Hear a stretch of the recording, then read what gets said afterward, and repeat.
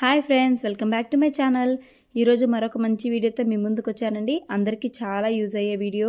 పండగలు, నోములు, వ్రతాలు, శుక్రవారాలు, మంగళవారాలు అప్పుడు పూజా సామాన్లు క్లీన్ చేస్తూ ఉంటాం కదా. రుద్ది చేతులు పడిపోతాయి. అలా కాకుండా ఈజీగా పూజా సామాగ్రిని ఎలా క్లీన్ చేసుకోవచ్చు అనే సమాచారాన్ని ఈరోజు నేను అందిస్తున్నానండి. అలాగే దేవుడి విగ్రహాలను క్లీన్ చేయడానికి చాలా ఇబ్బంది పడుతూ ఉంటాము. పసుపు కుంకుమలు అక్కడక్కడ అసలు పోవన్నమాట. అలా కాకుండా నీట్గా దేవుడి విగ్రహాలు ఎలా క్లీన్ చేయాలో కూడా చూపిస్తాను. దేవుడి సామాన్ని, పూజా సామాగ్రిని చేత్తో రుద్దే పనే లేకుండా వాటర్లో ముంచితే చాలండి. చూపిస్తున్న విధంగా ఇలా చక్కగా వచ్చేస్తాయి. ముందు నేను మీకు వీడియో చూపించడానికని కొన్ని పూజా సామాగ్రిని కొన్ని రోజులు క్లీన్ చేయకుండా అలా పక్కన పెట్టుకున్నానండి. రెగ్యులర్గా అయితే అలా పెట్టానండి. వీడియో కోసమే కొన్ని రోజులు క్లీన్ చేయకుండా అలా పక్కన పెట్టుకున్నాను. చూడండి ఎంత మరకగా అయిపోయాయో అసలు.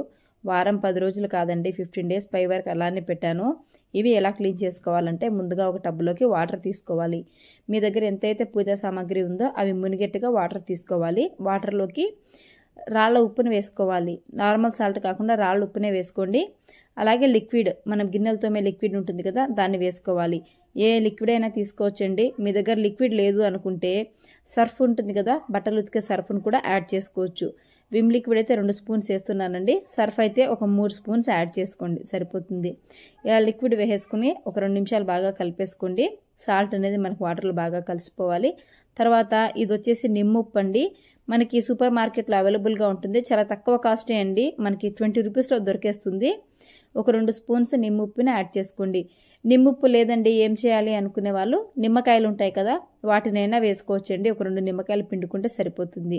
ఈ మిశ్రమాన్ని మొత్తాన్ని బాగా కలిపేసుకుందాము. సాల్ట్ కూడా బాగా కరిగిపోవాలి. చూడండి ఇలా వాటర్ అంతా బాగా మిక్స్ అయిపోయిన తర్వాత దీంట్లోకి పూజా సామాగ్రిని వేసి చూపిస్తున్నాను. నేను ఏం చేయట్లేదండి, కేవలం ఆ గ్లాస్ని అలా లోపల పెట్టానంతే. ఒక 1/2 నిమిషం అనేది ఉంచుతున్నాను. వీడియో ఎక్కడా పాస్ చేయడం లేదు, ఎందుకంటే ఫేక్ అనుకుంటారని చెప్పేసి. మీరే చూడొచ్చు, ఒక 1/2 నిమిషం ఉంచి అలా బయటికి తీసాను. ఎక్కడైతే మనం ముంచామో వాటర్లో అక్కడి వరకు గ్లాస్ అనేది ఎంత చక్కగా వచ్చిందో తేడా మీకే కనిపిస్తుంది. ముంచిండే దగ్గర ఎలా ఉంది, వాటర్ మునగని దగ్గర గ్లాస్ ఎలా ఉందనేది. ఏం చేయాల్సిన అవసరం లేదండి. కేవలం ఈ వాటర్లో మనం ఈ సామాన్లని ముంచితే సరిపోతుంది. 3 to 5 మినిట్స్ మనం నానబెట్టుకుంటే చాలండి. లోపల ఉండే డస్ట్ అంతా నీట్గా రిమూవ్ అయిపోతుంది. ఈ గ్లాసే కాకుండా ఇప్పుడు ఇంకో రాగి చెంబును కూడా దీంట్లో ముంచి నేను చూపిస్తాను. మీకు ఐడియా అనేది వస్తుంది. వీడియో లెంతీగా ఉన్నా కూడా నేను మధ్యలో స్కిప్ చేయట్లేదండి, ఎందుకంటే క్లియర్గా అర్థం అవ్వాలని చెప్పేసి. కావాలనే ముంచేసి మళ్ళీ తీసేశారు, ఇది ఫేక్ వీడియో అనే కామెంట్స్ నేను చాలా వీడియోస్కి చూశాను. ఇదైతే అలా కాదండి. ఖచ్చితంగా మీరు ట్రై చేయండి. మీకు ఎలా వచ్చిందో కూడా నాకు కామెంట్ చేయండి. చూడండి, చెంబుని సగం వరకు ముంచాను. ఎంత నీట్గా చెంబు అనేది సగం వరకు ఎంత క్లియర్గా కనిపిస్తుందో. ఈ వాటర్లో ఇలా ముంచుకుంటే చాలండి, మనకు 99% దేవుడి సామాన్లు అనేవి నీట్గా క్లీన్ అయిపోతాయి అన్నమాట. ఇలా నా దగ్గర ఉండే పూజా సామాగ్రి మొత్తాన్ని వాటర్లోకి వేసేసుకుంటున్నాను. అన్నీ ఇలా వాటర్లోకి వేసేసుకొని ఒక 5 నిమిషాలు పెట్టుకుంటే చాలండి. దేవుడి దీపాలు ఇలా నీళ్ళలోకి వేయాలనుకున్నప్పుడు ముందుగా ఒత్తులు తీసేసి ఆయిల్ ఉంటుంది కదా, ఆయిల్ని ఒక పేపర్తో నీట్గా తుడిచేసుకొని ఆ తర్వాత ఈ వాటర్లోకి దీపాలను వేసుకోవాలి. ఎందుకంటే దీపాల్లో ఉండే జిడ్డు తుడచకుండా వేసినట్లయితే మనకు వాటర్ కూడా జిడ్డు అయిపోతాయండి. అందుకని దీపాలను అలా వేసుకుంటే సరిపోతుంది. చూడండి, నేను 5 మినిట్స్ వాటర్లో అలా వదిలేశాను. 5 మినిట్స్ తర్వాత మీరు ఒకసారి చూడండి, చెంబు లోపల పక్క అయితే అసలు చాలా మరకగా ఉండింది. ఎంత నీట్గా వచ్చేసిందో. రాగి వస్తువులే కాదండి, మనం పూజకి వాడే ఇత్తడి వస్తువులు కూడా ఈ లిక్విడ్లో చాలా బాగా వెళ్తాయి. ఇత్తడి వస్తువులు కూడా ఉన్నాయి చూడండి. దీపాలు ఉన్నాయి, అలాగే పసుపు కుంకుమ వేసుకుంటే భరణీలు కూడా ఉన్నాయి. అన్ని పూజా సామాగ్రిని ఈ వాటర్తో వాష్ చేసుకోవచ్చండి. ప్రతి పూజా సామాగ్రిని తీసి చూపిస్తున్నాను. మీరు ఫస్ట్లో వీడియో చూడండి, ఈ సామాగ్రి ఎంత మురికిగా ఉండిందో, ఇప్పుడు ఎంత చక్కగా వాటర్లో అలా నానిపోయి ఎంత బాగా వచ్చిందో. ప్లేట్ అయితే చూడండి, అసలు రుద్దాల్సిన అవసరమే లేదు. చాలా నీట్గా క్లీన్ అవుతాయి. నేను చెప్పే ఈ రెమెడీని ఒకసారి మీరు ట్రై చేసి చూడండి. చాలా తక్కువ టైంలో పూజా సామాగ్రి అనేది క్లీన్ చేసుకోవచ్చు. ఇలా సామాన్లన్నీ బాగా నానిపోయాయి కదా, ఇప్పుడు వీటిని వేరొక దాంట్లోకి రిమూవ్ చేసేసుకుంటున్నాను. ఎందుకంటే ఇవే కాకుండా నాకు ఇంకా వేరే పూజా సామాగ్రి కూడా ఉన్నాయండి. నేను మామూలుగానే పూజా సామాన్లు కొంచెం ఎక్కువగా వాడతాను. వీటిని వాటర్లోంచి రిమూవ్ చేసేసి ఇవి కాకుండా మళ్ళీ మిగతా పూజా సామాగ్రిని ఈ వాటర్లోకి యాడ్ చేసుకుంటున్నాను. ఇలా ఈ వాటర్ని 2 నుంచి 3 సార్లు అదే రోజైతే వాడుకోవచ్చండి. మళ్ళీ స్టోర్ చేసి అయితే నెక్స్ట్ టైం వాడకూడదు. ఇప్పుడు ఈ వాటర్లోకి మిగతా పూజా సామాగ్రిని వేసుకుంటున్నాను. ఈ చెంబు చూడండి లోపల ఎలా ఉంది, బయట పక్క ఎంత మురికిగా ఉందో. కొంచెం సేపు వాటర్లో వేసి చూపిస్తాను. పెద్దగా ఉండే పూజా సామాగ్రిని క్లీన్ చేయాలనుకున్నప్పుడు అవి మునిగేట్టుగా వాటర్ తీసుకుంటే ఇంకా ఫాస్ట్గా క్లీన్ చేసుకోవచ్చండి. మనకి వాటర్ మొత్తం మునిగిందంటే మనం తిప్పుకుంటూ ఉండే పని అనేది మనకు ఉండదనమాట. వాటర్లో అలా ఒక 5 మినిట్స్ మనం వదిలేసి వేరే వర్క్ ఏదైనా చేసుకున్నా సరే అంతలోపు మనకు పూజా సామాగ్రి అనేది క్లీన్ అయిపోయి ఉంటుంది. చెంబును ఒక 2 మినిట్స్ పెట్టి చూపిస్తున్నాను చూడండి. మనం చెంబుని నీళ్ళల్లో ముంచిండే పక్క ఎంత చక్కగా క్లీన్ అయిపోయిందో. చాలా ఈజీగా ఈ వాటర్తో మనం పూజా సామాగ్రి అనేది క్లీన్ చేసుకోవచ్చు. అలాగే మనం రెగ్యులర్గా పూజా సామాగ్రిని క్లీన్ చేస్తే చేతులంతా రఫ్ అయిపోయి గోర్లంతా బ్లాక్గా అయిపోతాయి కదండి. ఈ లిక్విడ్లో మనం చేతుల్ని ఇలా తడుపుకుంటూ ఉంటే గోర్లు కూడా చాలా నీట్గా వచ్చి హ్యాండ్స్ కూడా వైట్గా వస్తాయి అన్నమాట. నా హ్యాండ్స్ చూస్తే మీకు అర్థమవుతుంది కదా, హ్యాండ్స్ కూడా చాలా క్లీన్గా వైట్గా వస్తాయి. పూజా సామాగ్రితో పాటు ఈ వాటర్ మన హ్యాండ్స్ మంచిగా ఉండడానికి కూడా యూజ్ అవుతాయి. 5 మినిట్స్ తర్వాత చూడండి, చెంబు అన్ని పక్కల నానబెట్టాను. ఎంత చక్కగా లోపల పక్క కూడా క్లీన్ అయిపోయిందో. ఇలా వీటిని నానబెట్టుకున్న తర్వాత ఈ షైనింగ్ అనేది ఇలాగే ఉండాలి అనుకుంటే లైట్గా కొంచెం పీతాంబరం తీసుకొని, నేనైతే స్క్రబ్ కూడా యూజ్ చేయట్లేదండి, చేత్తోనే రుద్దుతున్నాను. కొంచెం పీతాంబరం తీసుకొని పైపక్క అలా రుద్దుకున్నట్లయితే మనకు అస్సలు కలర్ అనేది చేంజ్ అవ్వకుండా 10 డేస్ వరకు అలాగే ఉంటాయండి. పీతాంబరం వేసి ఎందుకు రుద్దుకోవాలి అంటే మనము సిట్రిక్ యాసిడ్ వేసాం కదా దీంట్లో, నిమ్మ ఉప్పు, కాబట్టి కొంచెం కలర్ చేంజ్ అయ్యే ఛాన్సెస్ ఉంటాయండి. కాబట్టి ఒక్క 2 నిమిషాలు అలా పైన మనం పీతాంబరం వేసి రుద్దుకున్నామంటే షైనింగ్ చూడండి ఎంత బాగా ఉందో. ఈ చెంబు ఇలాగే 1 వీక్ టు 10 డేస్ వరకు ఉంటుందండి. ఇలా మనం తీసుకున్న పూజా సామాగ్రి మొత్తాన్ని ఊరికి అలా పీతాంబరంతో ఒకసారి పైన రుద్దేసుకుని క్లీన్ చేసేసుకోవాలి. ఇలా పూజా సామాగ్రిని క్లీన్ చేయడం చూపించాను కదా. దీని తర్వాత ఇప్పుడు దేవుడి విగ్రహాలని ఎలా క్లీన్ చేసుకోవాలి అనే విధానాన్ని చూపిస్తానండి. మీరు ఒకసారి వీటిని చూడండి. స్టార్టింగ్లో నేను వీడియోలో ఎలా చూపించానో అవి ఇప్పుడు ఎలా వచ్చాయి అనేది మీకు అర్థమవుతుంది. పెద్ద ఇత్తడి చెంబు అయితే అసలు చాలా గలీజ్గా ఉండిందండి, చాలా మురికిగా అయిపోయి ఉండింది. ఇప్పుడు మీరు చూడొచ్చు ఎంత చక్కగా ఉంటుందో, కొత్త దానిలాగా మెరుస్తుంది. లోపల పక్క ఉండే మురికి వచ్చేసి ఇంకో 2-3 సార్లు ఇలా లిక్విడ్లో వాష్ చేసుకున్నట్టయితే తెల్లగా వచ్చేస్తుందండి. నేను కావాలనే చాలా రోజులు గ్యాప్ పెట్టాను కాబట్టి ఆ మురికి అనేది మనకి కొంచెం అలా పేరుకుపోయింది. ఇంకో 2 టైమ్స్ వాష్ చేస్తే తెల్లగా వచ్చేస్తుంది. ఇప్పుడు దేవుడి విగ్రహాలు ఎలా క్లీన్ చేయాలనేది చూద్దామండి.